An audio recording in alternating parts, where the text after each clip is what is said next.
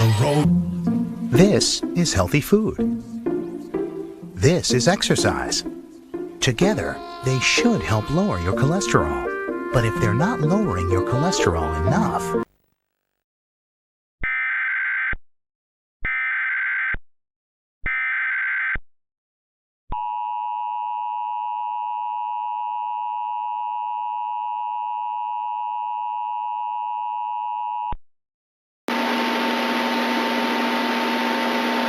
This message is being relayed at the request of the Becker County Office of Emergency Management.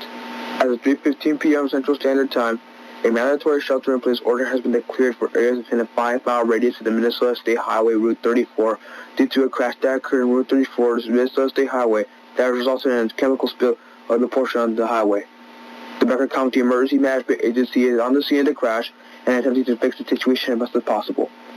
Once again, a mandatory shelter-in-place order has now been declared for areas within a 5-mile radius of the Minnesota State Highway Route 34 due to a chemical spill. Once the situation is resolved, a raw and clear situation will be relayed.